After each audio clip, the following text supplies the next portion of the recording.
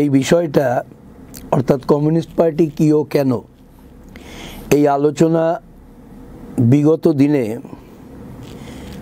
যতখানি হয়েছিল তারপর থেকে আমি আজকে আলোচনাটা করব। খালি শ্রোতাদের সুবিধের জন্যে, শ্রোতৃমণ্ডলীর সুবিধের জন্যে আমি মনে করিয়ে দিই যে আমি শেষ করেছিলাম যেখানে, তা হলো কমিউনিস্টদের যে লড়াই সাম্যবাদের জন্য, সেই সাম্যবাদের ব্যাখ্যা ছিল সাম্যবাদের উত্তরণের মধ্যবর্তী স্তর হিসেবেই সমাজতন্ত্র, সেই সমাজতান্ত্রিক ব্যবস্থার বৈশিষ্ট্য সেটা আলোচনা করা হয়েছিল। আর সমাজতন্ত্রের মূল স্লোগান কি, সমাজতান্ত্রিক রাষ্ট্রের, সেটাও বলা হয়েছিল। আর সমাজতন্ত্রই বিকাশ, তাকে অপ্রতিহত গতিতে, শোষণহীন ব্যবস্থা কায়েম করে অপ্রতিহত গতিতে বিকাশ সুনিশ্চিত করবে এবং এর মধ্যে দিয়েই সাম্যবাদ, সেই সাম্যবাদের স্তরে মানব সমাজের উত্তরণ ঘটবে, এ আলোচনা করা হয়েছিল। কিন্তু এই সমাজতন্ত্র থেকে সাম্যবাদ, এই প্রক্রিয়ায় ক্ষমতা থেকে হটে যাওয়া পুঁজিপতিরা, বিপ্লবের মধ্যে দিয়ে ক্ষমতা থেকে অপসারিত পুঁজিপতিরা, তারা বারে বারে প্রতি বিপ্লব ঘটিয়ে পুনরায় ক্ষমতায় ফিরে আসতে চাইবে। এটাই মার্ক্সীয় মতবাদের অন্যতম গুরুত্বপূর্ণ শিক্ষা। তাই সমাজতান্ত্রিক যে রাষ্ট্র, সর্বহারার রাষ্ট্র, তাকে সর্বতোভাবে এই শ্রমিক শ্রেণীর তথা সর্বহারার যে রাষ্ট্র ব্যবস্থা, তাকে রক্ষা করতে হবে। প্রতি বিপ্লবের মধ্যে দিয়ে পুনরায় পুঁজিপতিদের হাতে রাষ্ট্রের ক্ষমতা নিয়ে যাওয়ার সমস্ত ষড়যন্ত্রকে মোকাবিলার লক্ষ্যেই সমাজতান্ত্রিক রাষ্ট্র তার ভূমিকা পালন করবে। অর্থাৎ সমাজতন্ত্র যেমন সাম্যবাদের স্তরে উত্তরণের তার ভিত্তি প্রস্তুত করবে, আবার ক্ষমতা থেকে অপসারিত পুঁজিপতিরা পুনরায় প্রতিবিপ্লব ঘটিয়ে ক্ষমতায় ফিরে আসতে পারে, তাকে সেই প্রতিবিপ্লবকে ঠেকাবার লক্ষ্যে প্রতিহত করবার জন্যেই সর্বতোভাবে ভূমিকা পালন করবে। আমরা গতদিনে এই জায়গায় এসে আলোচনা শেষ করেছিলাম। আজকে এরপর থেকে আলোচনা করব শ্রমিক শ্রেণীর পার্টি অর্থাৎ কমিউনিস্ট পার্টি, আরও সঠিকভাবে বলতে গেলে শ্রমিক শ্রেণীর বিপ্লবী পার্টি। এই শ্রমিক শ্রেণীর বিপ্লবী পার্টি তথা কমিউনিস্ট পার্টি, এই কমিউনিস্ট পার্টি ব্যতি রেখে পুঁজিবাদের অবসান ঘটিয়ে সমাজতন্ত্র প্রতিষ্ঠা করা এবং তার মধ্যে দিয়ে সাম্যবাদের স্তরে উত্তরণ ঘটানো, এটা সম্ভব না। এই হচ্ছে ঐতিহাসিক ভূমিকা কমিউনিস্ট পার্টি। এই পৃথিবীতে প্রথম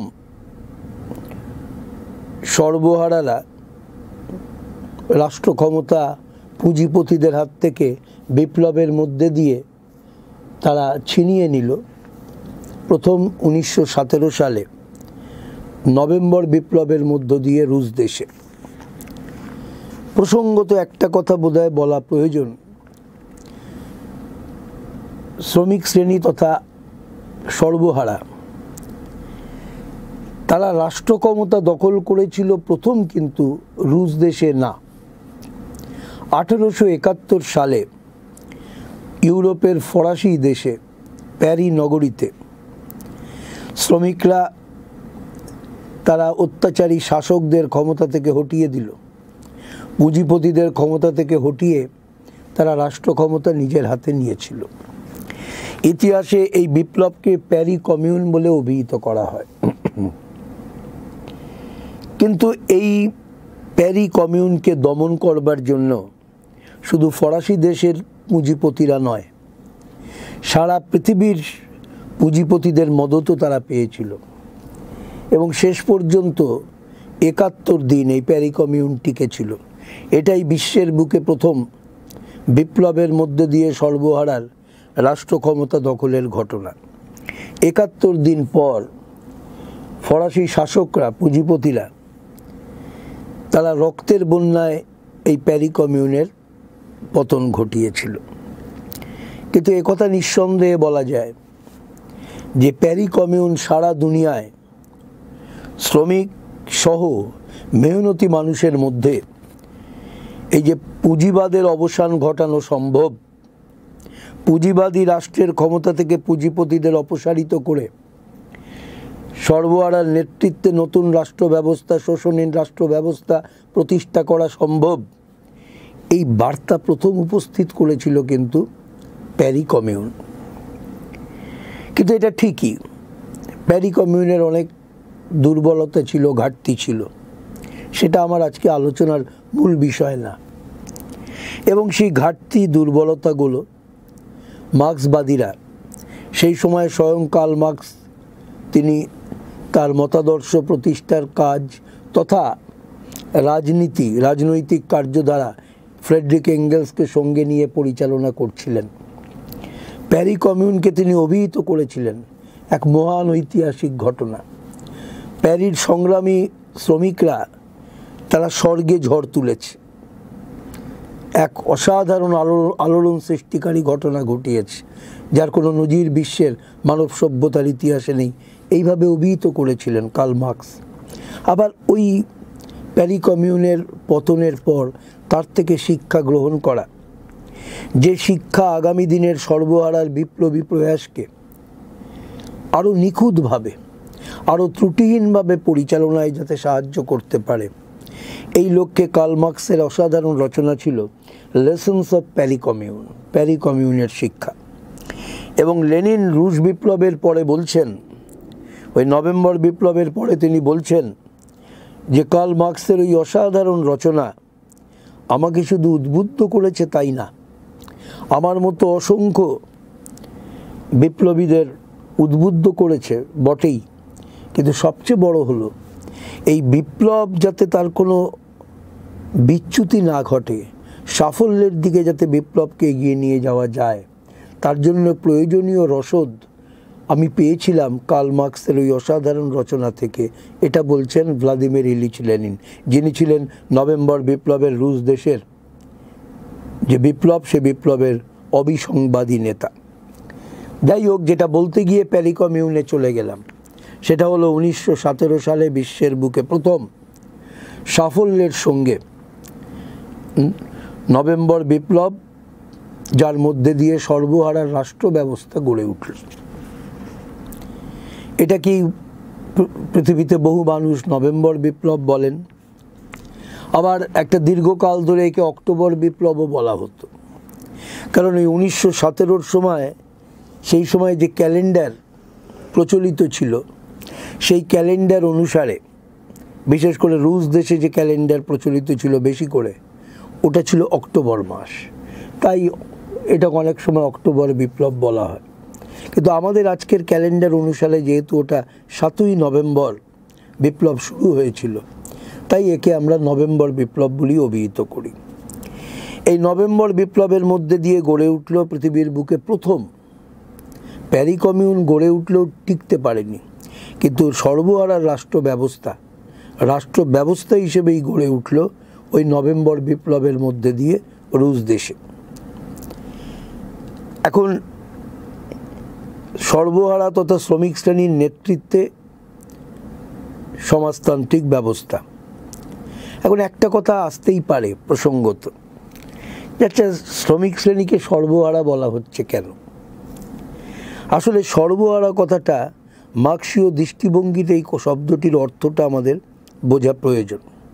তা হলো মানুষকে বাঁচতে গেলে উৎপাদন করতে হয়, মানুষ সমাজবদ্ধভাবে সেটা করে, তাই একে বলে সোশ্যাল প্রোডাকশন ইংরেজিতে, আমরা বলি বাংলায় সামাজিক উৎপাদন।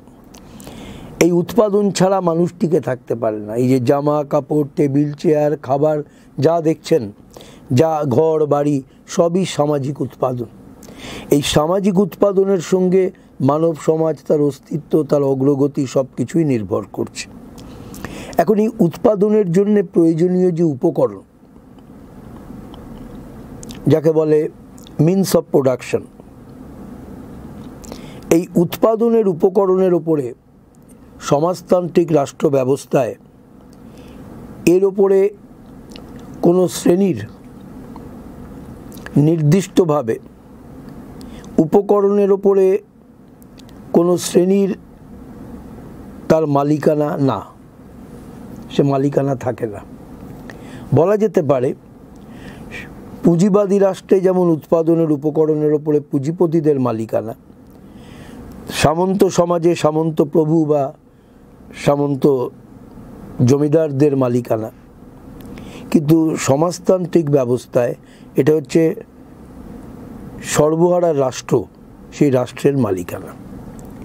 যেটা বলছিলাম, তাহলে উৎপাদনের উপকরণের উপরে মালিকানা, এর ভিত্তিতেই শ্রেণীর সংজ্ঞা, ইংরেজিতে বলে ডেফিনেশন অফ ক্লাস, তা নির্ধারিত হয়।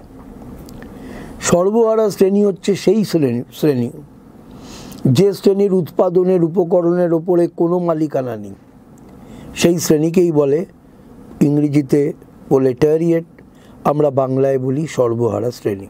যাই হোক, তাহলে সর্বহারা রাষ্ট্র ব্যবস্থাই হলো সমাজতান্ত্রিক রাষ্ট্র। গড়ে উঠল প্রথম সাফল্যের সাথে নভেম্বর বিপ্লবের মধ্যে দিয়ে। এই বিপ্লবের অন্যতম নেতা ছিলেন, একটু আগেই বলেছি, কমরেড লেনিন। কিন্তু লেনিন এই বিপ্লবের অন্যতম নেতা ছিলেন ঠিক, সর্বোচ্চ নেতৃত্ব ছিলেন, কিন্তু এই বিপ্লব পরিচালনা সম্ভব হয়েছিল সর্বহারার নিজস্ব পার্টি। একটু আগে কমিউনিস্ট পার্টির কথা বলছিলাম, এই হচ্ছে সর্বহারার নিজস্ব পার্টি, যা পৃথিবীতে পুঁজিপতিদের দ্বারা প্রতিষ্ঠিত যে কোনো পার্টি, সব পার্টির থেকে সম্পূর্ণ পৃথক ধরনের পার্টি হলো এই কমিউনিস্ট পার্টি। রুশ দেশে এই কমিউনিস্ট পার্টিকে ওরা বলতেন, প্রথমে বলতেন Russian social Democratic labour party, সংক্ষেপে RSDLP। পরে পার্টির মধ্যে বিভাজন হয়, সংখ্যাগরিষ্ঠদের পার্টি ছিল লেনিনের নেতৃত্বে, সেই পার্টিকে বলা হতো বলশেভিক পার্টি। এই বলশেভিক পার্টি প্রকৃত যারা সর্বহারাদের পার্টি ছিলেন রুশ দেশে, সেই পার্টি এই বিপ্লবকে সফল করার মূল নেতৃত্ব দিয়েছিলেন, এবং এই পার্টির সর্বোচ্চ নেতা ছিলেন কমরেড ভ্লাদিমির ইলিচ লেনিন। লেনিনের নেতৃত্বে বিপ্লব সফল হলো, কিন্তু রুশ বিপ্লব, এই বিপ্লবের কিন্তু প্রচার ঘটুক সারা দুনিয়ায়, এটা সাম্রাজ্যবাদ পুঁজিবাদ চায়নি। তারা সর্বহারা রাষ্ট্র সম্পর্কে বিশ্বের জনগণ অবহিত হন, এটা পুঁজিবাদ সাম্রাজ্যবাদ চায়নি, কিন্তু ঠেকাতে পারেনি। যার জন্য মাও সেতুংয়ের এক বিখ্যাত একটা উক্তি আছে, আমি প্রসঙ্গত উল্লেখ করছি। অরোরা যুদ্ধজাহাজের কামান গর্জনের মধ্য দিয়ে আমরা চীন সহ প্রাচ্যের জনগণ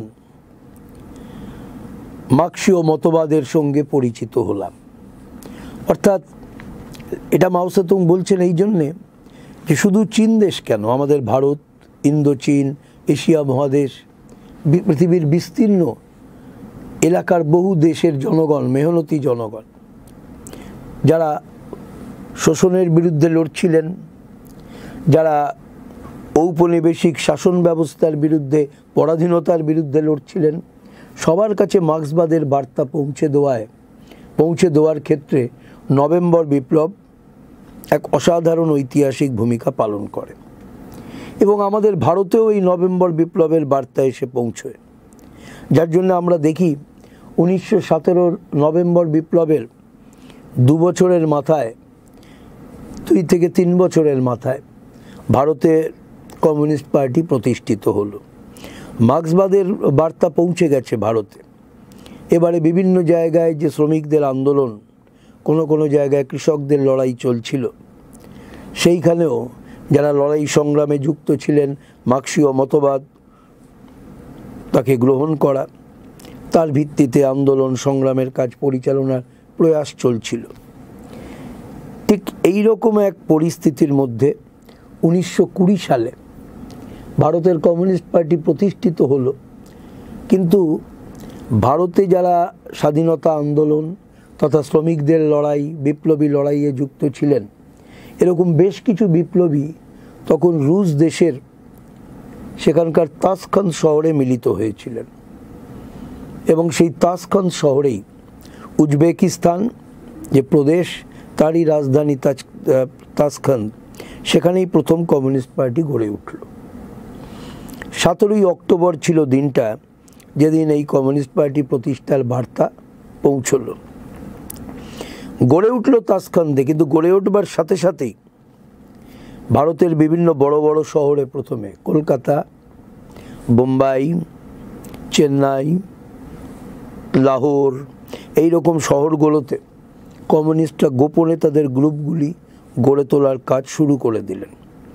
কলকাতায় যেমন কমরেড মুজফ্ফর আহমেদ, মাদ্রাজে কমরেড সিঙ্গারাভেলু চেট্টিয়ার, এরকম আরও কয়েকজন আছেন যাদের নাম বিশেষভাবে উল্লেখ করা দরকার, যারা এই প্রয়াসে তারাই ছিলেন নেতৃত্বের ভূমিকায়।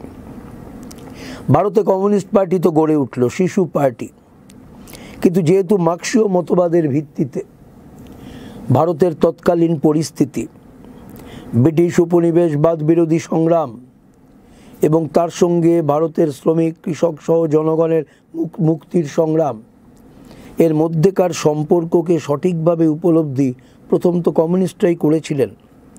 তাই দেখা যায় কমিউনিস্ট পার্টি প্রতিষ্ঠিত হওয়ার অব্যবহিত পরে প্রথম কমিউনিস্টরাই ভারতের স্বাধীনতা আন্দোলনের মূল দাবি হতে হবে পূর্ণ স্বাধীনতা, ইংরেজিতে ফুল ইন্ডিপেন্ডেন্স।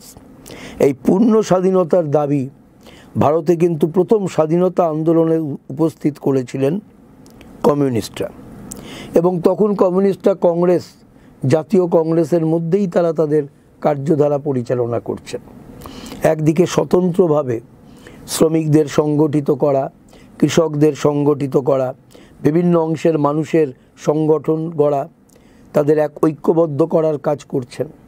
আবার সাথে সাথে তারা জাতীয় কংগ্রেসের মধ্যে থেকেই স্বাধীনতা আন্দোলনে তাদের ভূমিকা পালন করছেন।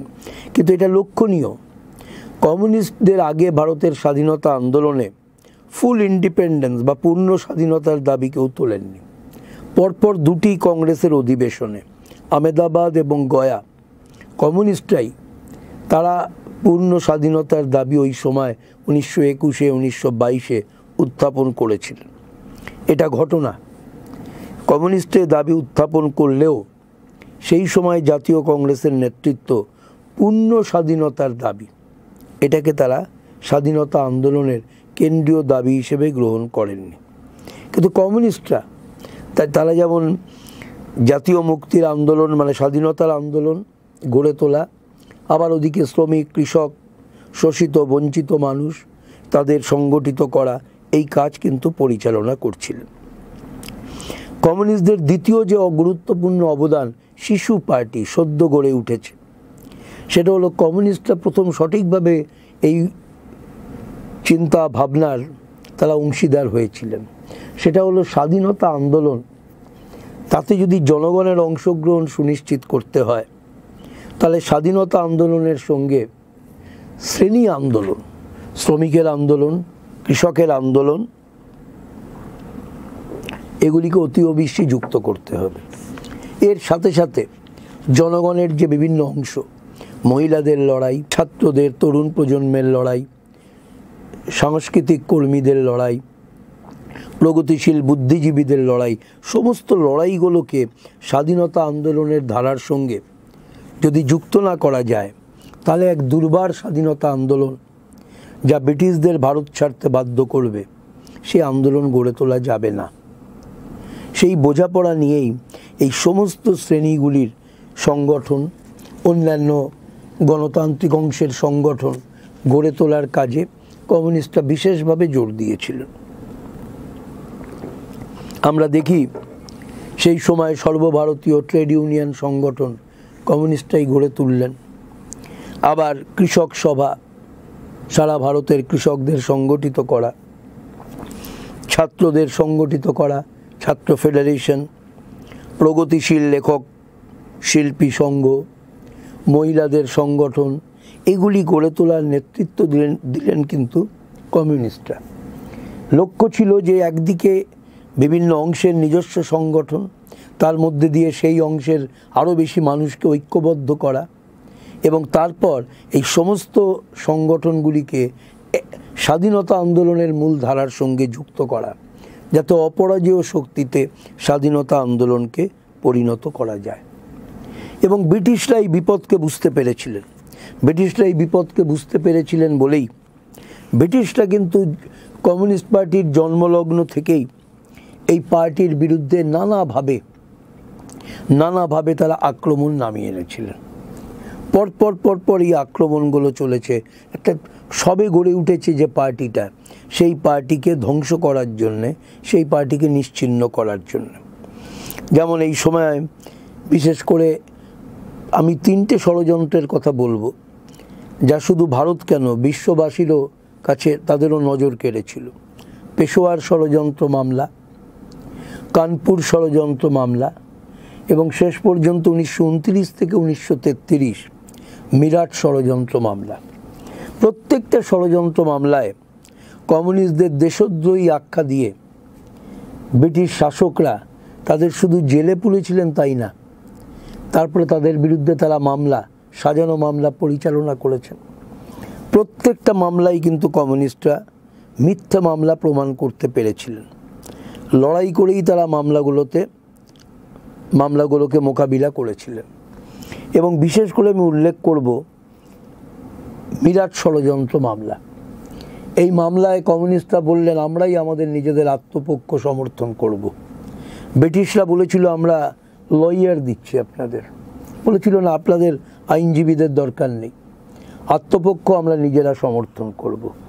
এবং সেই আত্মপক্ষ সমর্থন করে তারা যে বক্তব্য দিনের পর দিন রেখেছিলেন, সেটা একটা ঐতিহাসিক দলিল।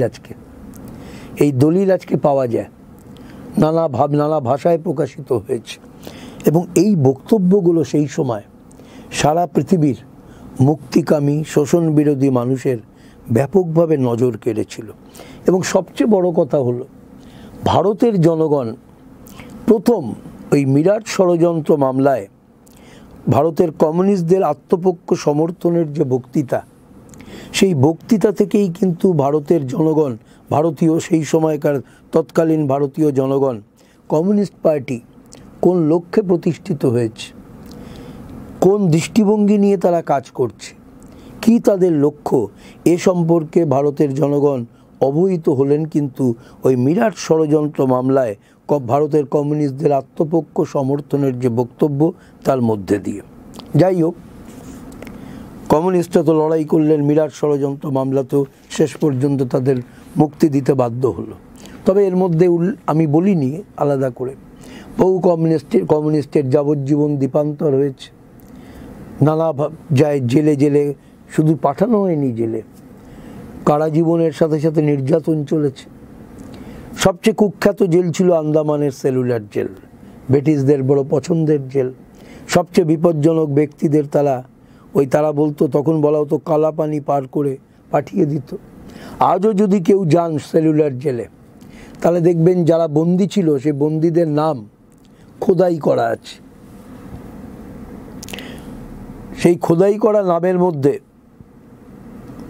যেমন পাঞ্জাব এবং বাংলা থেকে অজস্র বন্দীর নাম পাবেন, আর সাথে সাথে যে নামগুলো পাবেন দেখবেন তার একটা বিরাট অংশ হয় যাওয়ার আগে অথবা জেলের মধ্যে বসে যারা কমিউনিস্ট হয়েছিলেন, পরবর্তীকালে কমিউনিস্ট হিসেবে নিজেদের জীবনকে পরিচালনা করেছেন। অর্থাৎ ভারতের স্বাধীনতা আন্দোলনে ভূমিকা পালনের জন্য ব্রিটিশদের সবথেকে ভয়ঙ্কর আক্রমণের শিকার কমিউনিস্টরা হয়েছিল। এই সময়কালে ওই নভেম্বর বিপ্লবের মধ্যে দিয়ে গড়ে উঠল সোভিয়েত ইউনিয়ন, সমাজতান্ত্রিক, বিশ্বের প্রথম সমাজতান্ত্রিক রাষ্ট্র। আগেই উল্লেখ করেছি। তখন এই সমাজতান্ত্রিক রাষ্ট্র তারা নিজেদের নির্মাণ কাজ চালাচ্ছে, এবং এই নির্মাণ কাজ সংক্ষিপ্ত পরিসরে বিশেষ বলা যাবে না, কিন্তু এইটুকু বলতে পারি, এই প্রক্রিয়া একটা ঐতিহাসিক প্রক্রিয়া। সারা পৃথিবীর বিচক্ষণ পণ্ডিত সচেতন মানুষদের তার একটা বিরাট অংশ মানুষ কমিউনিস্ট ছিলেন না, কিন্তু তাদের প্রশংসা, তাদের শ্রদ্ধা অর্জন করেছিল এই সমাজতান্ত্রিক নির্মাণ প্রক্রিয়া যা সোভিয়েত ইউনিয়ন পরিচালনা করেছে। কারণ এটা আমাদের বোধহয় সবার জানা যে 17 সালে বিপ্লব যখন হলো রুশ দেশে, সেই সময় রুশ দেশটা ছিল পেছিয়ে পড়া পশ্চাৎপদ পুঁজিবাদী দেশ ইউরোপ মহাদেশ। সেই দেশে সমাজতন্ত্র গড়ে তোলা, মনে রাখতে হবে সমাজতন্ত্র হলো ইংরেজিতে বলে পোস্ট ক্যাপিটালিস্ট সোসাইটি, অর্থাৎ পুঁজিবাদ উত্তর সমাজ, মানে আরও অনেক উন্নত সমাজ। কিন্তু যে দেশে সমাজতন্ত্র গড়ে তোলার সর্বহারারা প্রথম দায়িত্ব পেলেন, সে দেশটা তো ছিল অনুন্নত পেছিয়ে পড়া পুঁজিবাদী দেশ। শিক্ষা, স্বাস্থ্য, কৃষি, শিল্প, কর্মসংস্থানের প্রশ্ন, নিজেদের প্রতিরক্ষার প্রশ্ন, সব কিছুতেই এই দেশটার বহু দুর্বলতা ছিল। কিন্তু সমাজতন্ত্রের মানে হলো এই মৌলিক জায়গাগুলোকে, এতে সবাইকে টপকাতে হবে, সর্বোচ্চ অগ্রগতি সুনিশ্চিত করতে হবে। 1917 থেকে সমাজতান্ত্রিক নির্মাণ কার্য পরিচালনা করবার যে সময়টা পেয়েছিল সমাজতান্ত্রিক রাষ্ট্র, সময়টা কিন্তু মনে রাখতে হবে 17 সালের বিপ্লবের পরেই তারা পায়নি। 1917 নভেম্বর বিপ্লবের পর এই শিশু সমাজতান্ত্রিক রাষ্ট্রকে ধ্বংস করবার এক ভয়ঙ্কর ষড়যন্ত্র চলেছিল। তাকে মোকাবিলা করেই সমাজতন্ত্রকে সুরক্ষিত করা, তার জন্য প্রায় বছর 3.5-4 কেটে গেছিল।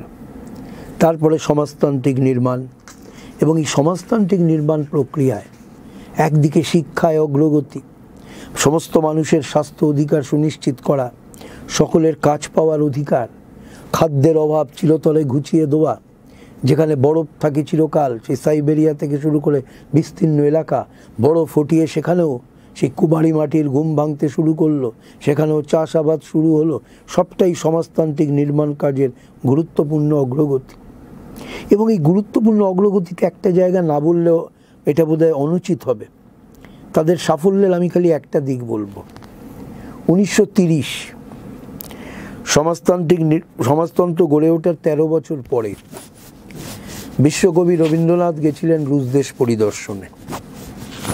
রুশ দেশ পরিদর্শনে তিনি যা দেখেছিলেন সবই রাশিয়ার চিঠি বলে, যা পরবর্তীকালে বিভিন্ন চিঠি রবীন্দ্রনাথের, বিশ্বকবির সংকলিত করে তা প্রকাশিত হয়েছে।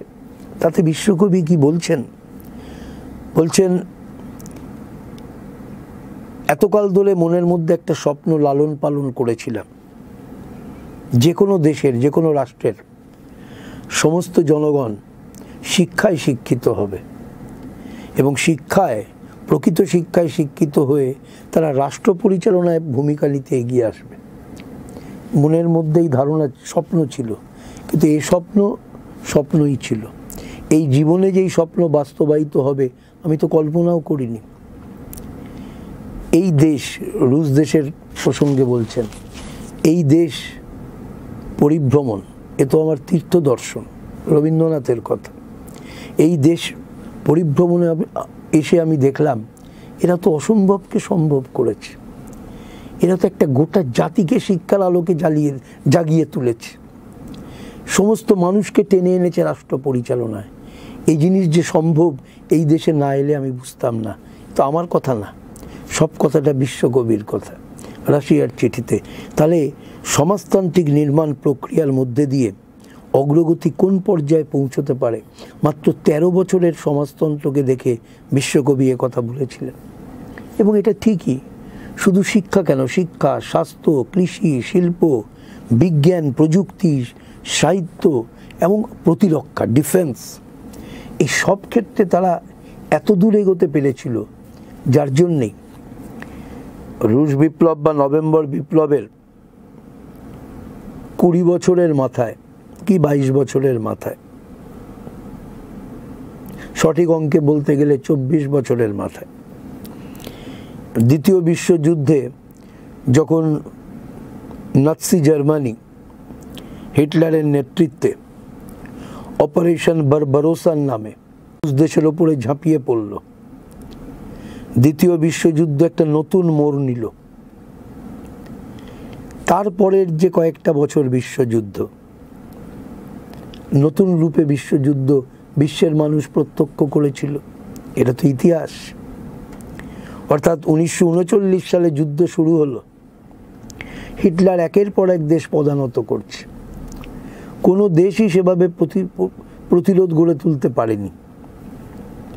কাকে বলে প্রতিরোধ? হিটলার প্রথম দেখলো, নাৎসি জার্মানি প্রথম দেখলো রুশ মাটিতে, এবং বলা যেতে পারে রুশি প্রতিরোধী সংগ্রাম। এই সংগ্রাম বিশ্বযুদ্ধের মোড় শুধু পাল্টালো তাই না, নাৎসি জার্মানি পরাস্ত হলো। বহুমূল্য দিতে হয়েছে রুশি জনগণকে, সমাজতান্ত্রিক রুশ সোভিয়েত ইউনিয়নকে বহুমূল্য দিতে হয়েছে। বিশ্বযুদ্ধে মারা গেছেন প্রায় 5,70,00,000 মানুষ, তার মধ্যে প্রায় 1.25 কোটি হচ্ছে শুধু রুশি জনগণ। সবচেয়ে বেশি মূল্য দিয়েছেন, কিন্তু শুধু নিজেদের রক্ষা করেছেন তাই না, সমগ্র বিশ্বকে তারা ফ্যাসিবাদের করাল গ্রাস থেকে মুক্ত করেছিলেন। এবং দ্বিতীয় বিশ্বযুদ্ধ শেষ হলো 1945। এক নতুন দুনিয়া, ফ্যাসিবাদ পরাস্ত, সমাজতান্ত্রিক সোভিয়েত ইউনিয়নের নেতৃত্বে বিশ্ববাসী জয়ী। লাল ফৌজ, রুশি জনগণ এবং রুশ দেশের কমিউনিস্ট পার্টি সম্মিলিত এদের অভিযানই সম্ভব করেছিল এই ঐতিহাসিক ঘটনার।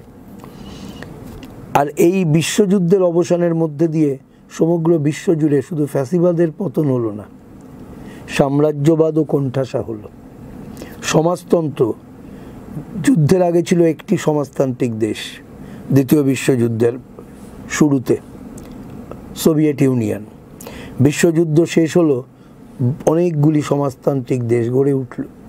শুধু কি তাই, দেখা গেল দ্বিতীয় বিশ্বযুদ্ধের পরে চীনের বিপ্লব নতুন গতিবেগ নিয়ে এগোচ্ছে। মাত্র 4 বছরের মধ্যে পৃথিবীর সবচেয়ে বেশি জনসংখ্যার দেশ বিপ্লবের মধ্যে দিয়ে গণপ্রজাতন্ত্রী চীন গড়ে তুলল। আবার দ্বিতীয় বিশ্বযুদ্ধের পরিণতিতেই সারা পৃথিবীতে উপনিবেশবাদ বিরোধী লড়াই, উপনিবেশবাদ বিরোধী আন্দোলন নতুন গতি পেল। এশিয়া, আফ্রিকা, ল্যাটিন আমেরিকার বহু দেশ স্বাধীনতা পাওয়ার দিকে এগোলো। স্বাধীনতার আন্দোলন ক্রমান্বয়ে তীব্রতর হলো। ভারতেও, আমাদের ভারতেও স্বাধীনতা আন্দোলন নতুন গতিবেগ পেল, এবং সেই গতিবেগের ফলেই আমরা দেখলাম কৃষকদের বিক্ষোভ, কৃষকদের বিদ্রোহ, যার সর্বোচ্চ রূপ আমরা প্রত্যক্ষ করলাম তেলেঙ্গানার কৃষকদের সংগ্রাম। ওদিকে শ্রমিকদের লড়াই বিভিন্ন শিল্পাঞ্চলে, এমনকি শ্রমিকরা যখন নৌবিদ্রোহ হলো ওই ঔপনিবেশিক শাসকদের বিরুদ্ধে, তখন বোম্বাই শহর অবরুদ্ধ করে দিল শ্রমিকরা। বিভিন্ন জায়গায় বিদ্রোহ হচ্ছে এবং সেনাবাহিনীও সামিল হচ্ছে। ব্রিটিশরা বুঝলো এ দেশে আর তারা টিকতে পারবে না। অর্থাৎ আমাদের দেশের স্বাধীনতা আন্দোলন তাও তীব্রতর হলো ওই দ্বিতীয় বিশ্বযুদ্ধে ফ্যাসিবাদের পরাজয়, সমাজতান্ত্রিক সোভিয়েত ইউনিয়নের নেতৃত্বে বিশ্বের শান্তির যে শক্তি তাদের জয়লাভের মধ্য দিয়ে। একটু আগেই আমি বললাম যে সোভিয়েত ইউনিয়ন একটি সমাজতান্ত্রিক দেশ ছিল, যুদ্ধের পর অনেকগুলি সমাজতান্ত্রিক দেশ, পূর্ব ইউরোপের দেশগুলো, পূর্ব Germany, Czechoslovakia, Romania, Poland, Yugoslavia ইত্যাদি ইত্যাদি। আবার ওদিকে চীন বিপ্লব এগোচ্ছে, ভিয়েতনামের লড়াই ক্রমান্বয়ে সংগঠিত হচ্ছে, এগোচ্ছে। পরবর্তীকালে আপনারা জানেন ভিয়েতনামের বিপ্লব, কিউবার বিপ্লব সবই সফল হয়েছে, উত্তর কোরিয়ার বিপ্লব। সমাজতান্ত্রিক ব্যবস্থা ক্রমান্বয়ে তার প্রসার ঘটছে। কিন্তু এটা ঘটনা, যখন এই আলোচনা করলাম, এই সঠিক, এই বাস্তবকেও বলতে হবে, স্বীকার করতে হবে যে নভেম্বর বিপ্লব যে সমাজতান্ত্রিক সোভিয়েত ইউনিয়ন গড়ে তুলল এবং যা সমাজতান্ত্রিক ব্যবস্থা কি পারে, পুঁজিবাদের থেকে কেন অনেক অনেক উন্নততর সমাজতন্ত্র। আমরা সোভিয়েত ইউনিয়নের তার কার্যধারা প্রত্যক্ষ করলে তার অজস্র নজির সর্বক্ষেত্রে আমি উল্লেখ করেছি, খালি খেলা ক্রীড়ার ময়দানের কথা বলিনি, তাতেও সর্বক্ষেত্রে সোভিয়েত ইউনিয়নের অগ্রগতি। একটু আগেই সামরিক শক্তিতে বললাম, হিটলার বাহিনীকে হারানো যেত যদি সামরিক শক্তিতে, এমনকি যাকে বলে আপনার সামরিক বাহিনীর লড়তে গেলে যে অস্ত্রের দরকার, যা বিজ্ঞান প্রযুক্তির সাহায্যে তৈরি হয়, সেখানেও জার্মান বাহিনীকে ওই অক্ষশক্তিকে প্রতিহত করা সম্ভব হয়েছিল সোভিয়েত ইউনিয়নের পক্ষে, কারণ বিজ্ঞান প্রযুক্তিকে তারা ওই ক্ষেত্রেও অস্ত্র নির্মাণের ক্ষেত্রেও সাফল্যের সঙ্গে প্রয়োগ করতে পেরেছিল। এত সাফল্যের পরেও আজকে যখন আমরা আলোচনা করছি সমাজতান্ত্রিক সোভিয়েত ইউনিয়ন, তার অস্তিত্ব নেই। ৭৪ বছর সাফল্যের সাথে সমাজতান্ত্রিক ব্যবস্থা, ৭৪ বছর পরে সেখানে সমাজতন্ত্রের বিপর্যয় ঘটেছে। ঠিক এই বিপর্যয় ঘটায় বিশ্ব পুঁজিবাদ সাম্রাজ্যবাদের কি উল্লাস, ইতিহাস শেষ করে দিলাম, এন্ড অফ হিস্ট্রি। শ্রমিকরা খোয়াব দেখছিল তাদের রাষ্ট্র নিয়ে, সেই খোয়াব শেষ করলাম, উল্লাস।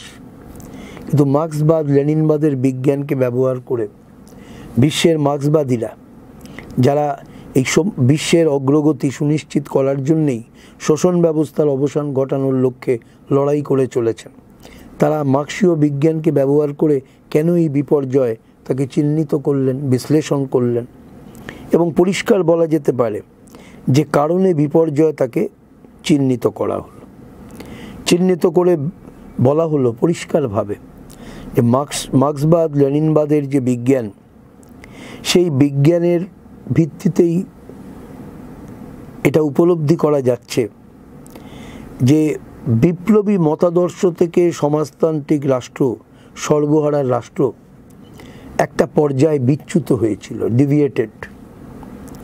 এবং এই যে মতাদর্শগত বিচ্যুতি তাদের ঘটল, এই মতাদর্শগত বিচ্যুতি সমাজতান্ত্রিক নির্মাণ প্রক্রিয়ায় প্রতিফলিত হলো, এবং সেই সমাজতান্ত্রিক নির্মাণ প্রক্রিয়ায় তা প্রতিফলিত হলো বলেই সমাজতান্ত্রিক নির্মাণ প্রক্রিয়ায় তাতে গুরুতর ত্রুটি ঘটল, যার ফলে যে সমাজতন্ত্র শ্রমিক, কৃষক এবং সাধারণ মানুষকে যুক্ত করে যে নির্মাণ প্রক্রিয়া, প্রকৃত গণতন্ত্র তাকে সুনিশ্চিত করে সমগ্র জনগণকে যুক্ত করে যে সমাজতান্ত্রিক নির্মাণ প্রক্রিয়া, সেখানে গুরুতর বিচ্যুতি ঘটল। এর ফলে সমাজতান্ত্রিক রাষ্ট্রের সঙ্গে একদিকে শ্রেণী, যে শ্রেণীর রাষ্ট্র সমাজতন্ত্র, শ্রেণী এবং জনগণের দূরত্ব তৈরি হলো। এবং এইভাবেই এইটা একটা দিক, এটা সবই মতাদর্শগত গুরুতর বিচ্যুতির ফলে। আবার সাথে সাথে যেমন রাষ্ট্রের সঙ্গে শ্রেণী এবং জনগণের দূরত্ব, আবার যে পার্টি, শ্রমিক শ্রেণীর বিপ্লবী পার্টি, যার নেতৃত্ব ব্যতি রেখে সমাজতন্ত্র গড়ে ওঠা, এগিয়ে চলা, সাম্যবাদে রূপান্তরিত হওয়া কোনোটাই সম্ভব না। সেই মতাদর্শের বিচ্যুতির প্রতিফলনে পার্টি পরিচালনায় গুরুতর ত্রুটি, যার ফলে পার্টিও শ্রমিক শ্রেণী এবং জনগণ থেকে বিচ্যুত হলো। তাহলে রাষ্ট্র এবং পার্টি বিচ্ছিন্ন হলো। কথাটা আমার বলা উচিত, আমি শব্দটা বলেছি, ওটা হবে বিচ্ছিন্ন হলো। অর্থাৎ সমাজতান্ত্রিক রাষ্ট্র যেমন শ্রেণী এবং জনগণ থেকে বিচ্ছিন্ন হলো, পার্টিটাও, শ্রমিক শ্রেণীর বিপ্লবী পার্টি, শ্রমিক শ্রেণীর সঙ্গেও তার বিচ্ছিন্নতা, পার্টির মধ্যেও নেতৃত্ব এবং কর্মীদের মধ্যে দূরত্ব, যার কোনোটাই বিপ্লবী পার্টির পক্ষে কখনোই সমীচীন না, সঠিক না। এবং এই ঘটনাগুলির ফলে ভিতর থেকে সমাজতন্ত্র দুর্বল হলো। এক্ষেত্রে আরেকটা ঘাটতিকে চিহ্নিত করা হয়েছিল, ত্রুটি, যে সমাজতান্ত্রিক নির্মাণ প্রক্রিয়া বিজ্ঞানের ভিত্তিতে একে দেখতে হবে। মানুষের এক একটা চাহিদা পূরণ করবে সমাজতন্ত্র, কিন্তু মানুষের আরও চাহিদা আসবে, তাহলে চাহিদাগুলোকে বিবেচনায় রেখে সমাজতান্ত্রিক নির্মাণ কার্য চলবে। দেখা যাচ্ছে ওই মতাদর্শের বিচ্যুতির ফলে এই চাহিদাকে বিবেচনায় রেখে নিরন্তর সমাজতান্ত্রিক নির্মাণ কার্যের বিকাশ ঘটানো, ধাপে ধাপে তার বিকাশ ঘটানো, এই প্রক্রিয়াতেও দুর্বলতা ঘটেছে।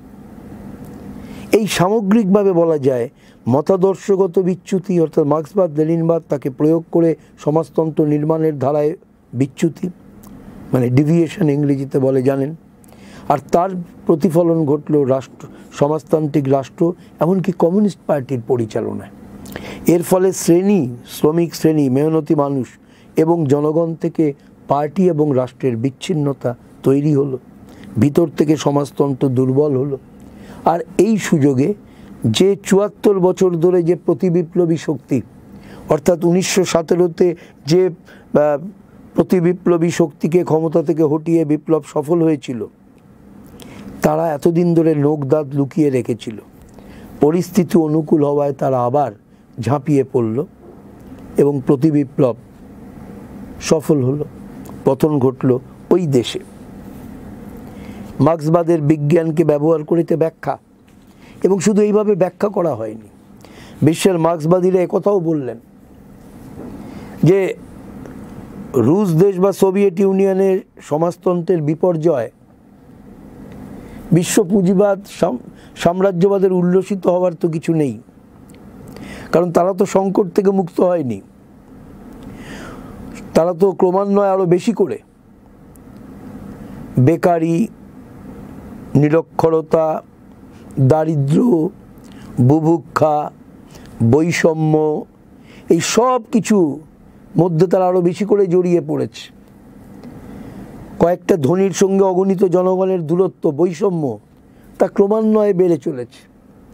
সারা পৃথিবীর সব পুঁজিবাদী সাম্রাজ্যবাদী দেশগুলোর এই চিত্র।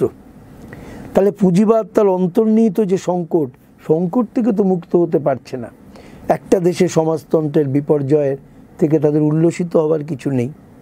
আবার এটাও বলা যেতে পারে সারা পৃথিবীতে যে সমাজতান্ত্রিক দেশগুলো আজকে, সে কিউবা বলুন, চীন বলুন, ভিয়েতনাম বলুন, যে দেশগুলো, এই দেশগুলো তো আজকের পৃথিবীতে প্রমাণ করছে যখন সারা বিশ্ব পুঁজিবাদ সাম্রাজ্যবাদ অর্থনৈতিক সংকটে একের পর এক হাবুডুবু খাচ্ছে, এমনকি এই আপনার কোভিড সংকটকালেও দেখা গেল হাবুডুবু খাচ্ছে, সেখানে সংকটকে মোকাবিলা করে অর্থনীতিকে এগিয়ে নিয়ে যাওয়ার যে লড়াই, সে লড়াইতে বিশ্ববাসী তারা চমকে গেছে যেভাবে সমাজতান্ত্রিক দেশগুলো এই পরিস্থিতির মধ্যেও তাদের অগ্রগতির ধারাকে তারা ধরে রাখতে পারছে। এই পরিস্থিতির মধ্যে দাঁড়িয়েই সারা বিশ্বের মার্ক্সবাদী লেনিনবাদীরা তারা কেন বিপর্যয় ঘটল, আমি আপনাদের আজকের আলোচনার শুরুতে বলেছিলাম প্যারি কমিউনের বিপর্যয় থেকে শিক্ষা, যা মার্ক্স যে শিক্ষাকে তিনি